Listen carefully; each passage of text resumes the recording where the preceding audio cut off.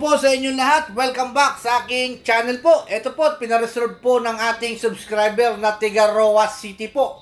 Ayan po, Puso Fighter po na fuel tank. And then 8KL po yan ha. And then higit sa lahat po, 8 stud po yan. Nasa Japan pa lang po ito nung pinakita ko sa kanya yung picture. Pero kulay puti po yung ulo nung nasa Japan nung pinakita ko sa kanya. And then dumating dito sa Pilipinas, sa atin sa Subic. Ito na, ganito na.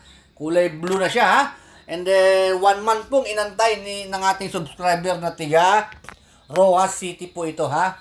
And then inuulit ko po ha, isang Puso Fighter na fuel tank and then 8KL po, 8 stud na pinareserve po ng ating subscriber ng tiga Roa City ha. Hindi pa po niya nakikita ng personal ito ha, by ano ko lang ha, by video ko lang pinakita sa kanya ha, para ma-update ko po siya ha. And then, syempre, pag napuliri ko na ito, ready to go na. Pupunta na po siya rito sa Subic. Pag na-convert na po yung kanyang manibela, papunta sa kaliwa, nasa kanan pa po kasi yung manibela, ha? Ayan po, at maraming salamat po sa ating subscriber na tiga Roa City na nagpa-reserve po ng fuel tank po na ito. Ang makina po pala nito is 6M60 and then 8KL po. And then siyempre, hindi rin magpapauli ang ating pang ibang subscriber. May kasunod pa pong video na ito. 3KL naman po, tiga Tugigaraw. Mamaya papakita ko sa inyo. Ayan po, Puso Fighter, 8KL, New Pace. Ayan, New Pace po yan ha. Bagong modelo na po ito ng ano ha, na 6M60 ha.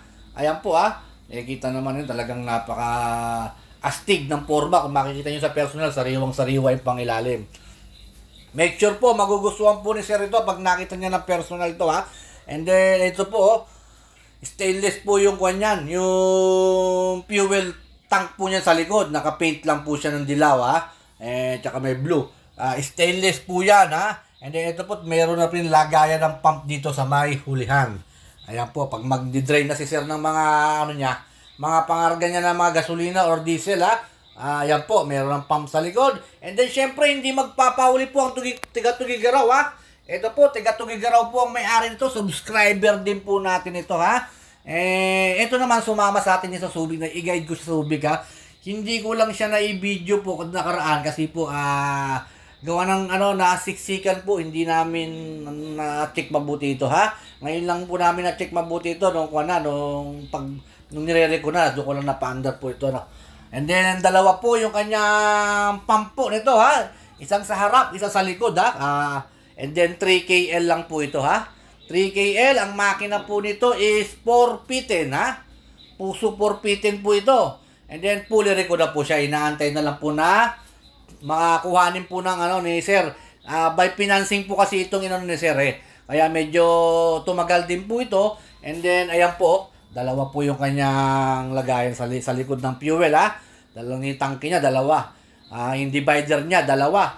And then once again po, maraming salamat po sa mga subscriber natin tiga Roa City and then sa Tugigaraw. And then sana naman po, kayo naman po ang maigad ko dito sa Subic para po sa mga truck na nais po ninyo. Wag po kayong mag-alala, babantayan po natin habang nire-recon po yung truck ninyo.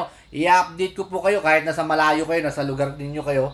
And then ako po isi-send ko yung mga video ng truck pag malapit na pong matapos ang inyong mga pinagagawang truck dito sa Subic ha. And then yung mga subscriber natin nakabili sa ibang yarda, nagpapa-inspection din sa atin ha. Maraming salamat sa inyo Sir ha, sa Mindanao ha. Ayan po, at kahit na hindi natin siya guide, tinatawagan tayo, paki-update daw yung mga truck nila sa ibang mga yarda ha. And then once again po, 4P10 na fuel tank. Salamat po sa inyong lahat.